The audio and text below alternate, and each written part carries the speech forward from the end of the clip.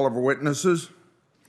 Today, we're very fortunate to have some very smart people who can provide insight on making an important situation and the institution that situation's with, the World Trade Organization. Can we make it work again? When the WTO works right, Americans benefit, plain and simple. For example, Americans are leaders in innovation and creativity. WTO rules allow us to reap the rewards of that leadership. When India refused to provide patent protection for American pharmaceutical and agricultural chemical products, we took India to the WTO and we won.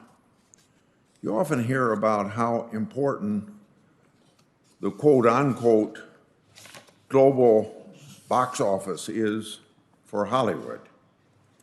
It's become lucrative because the WTO requires our trade partners to provide copyright protection and market access for our American films. Likewise, the WTO is very important for our farmers. We're the most efficient and productive in the world.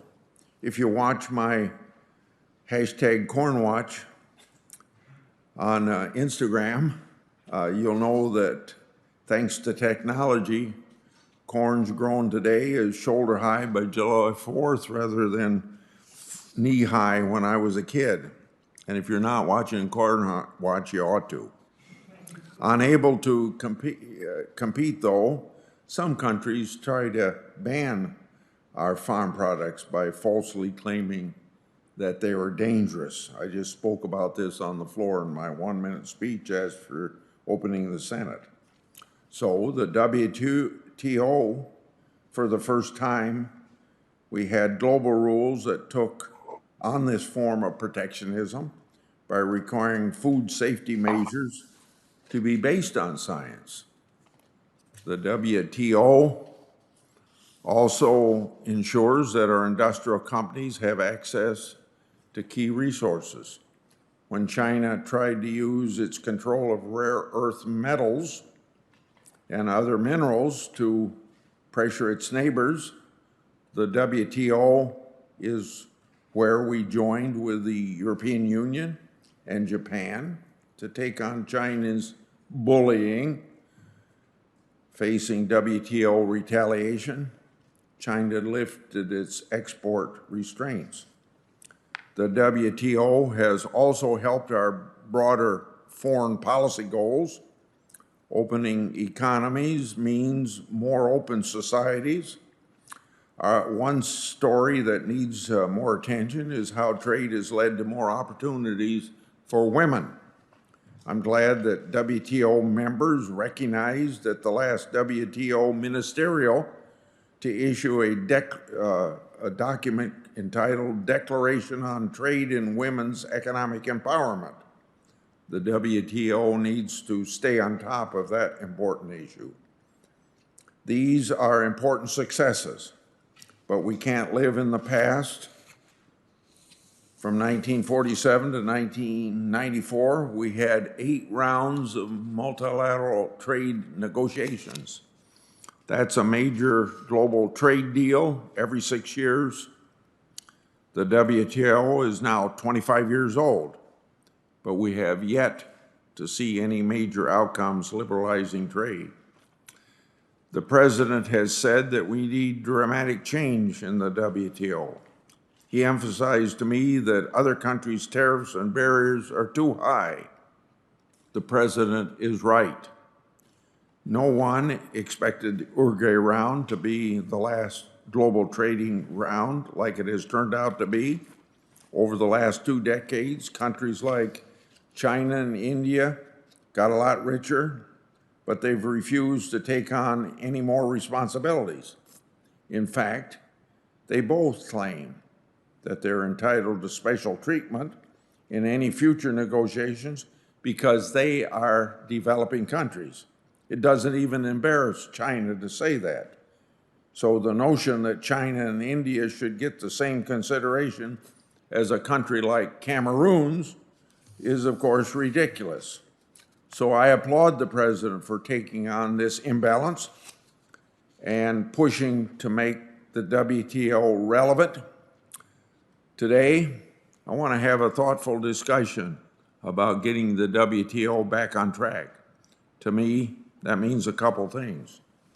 First, the WTO needs to be an effective forum for negotiating agreements once again.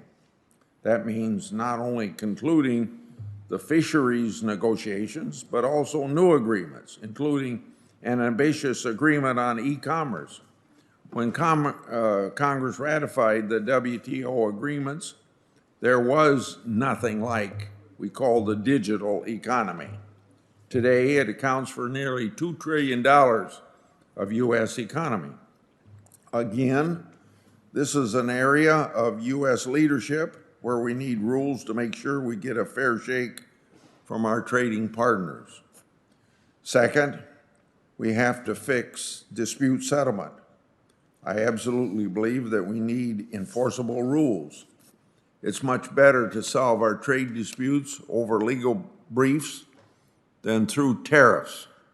However, WTO dispute settlement has been breaking down for a long period of time. 15 years ago, I warned at a hearing like this that the WTO appellate body wasn't enforcing rules. It was legislating new ones. I don't like that history has proven me right after 15 years. The WTO's appellate body ignored clearly written rules like finishing cases in 90 days. Cases that should have taken months drag on for years. And of course, frustrating our ability to get timely relief. At the same time, the appellate body started writing new rules that impinge on U.S. sovereignty and maybe on other countries' sovereignty. For example, the appellate body has made it harder to use labeling to keep our consumers informed about the country of origins of their meat, or whether their tuna was harvested without hurting dolphins. Of course, of particular concern, the appellate body has also made it much harder to use trade remedy measures at a time that we need them more than ever to confront China's state capitalism. I appreciate that what I'm seeking is not going to be easy to get done, particularly when you have to get agreement among 164 countries when you want a freer and fairer trading system. But I don't appreciate embracing protectionism as the alternative because it can be extremely harmful in the long run.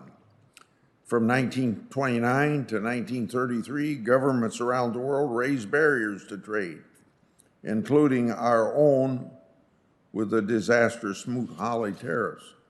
2/3 of the world trade was wiped out, and the Great Depression became much worse. World War II followed. We cannot repeat those mistakes.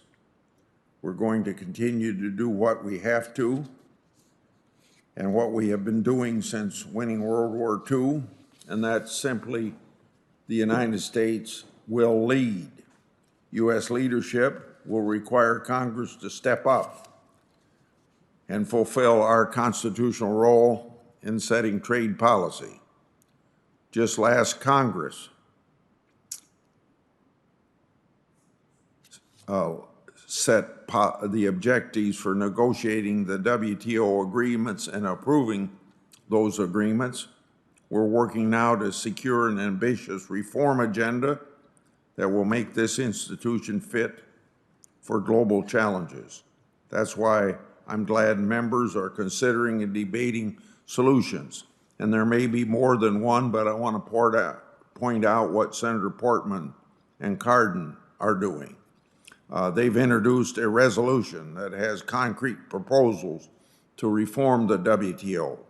It has never been more important than it is today to ensure the World Trade Organization's are equipped to take on the global challenges we face today.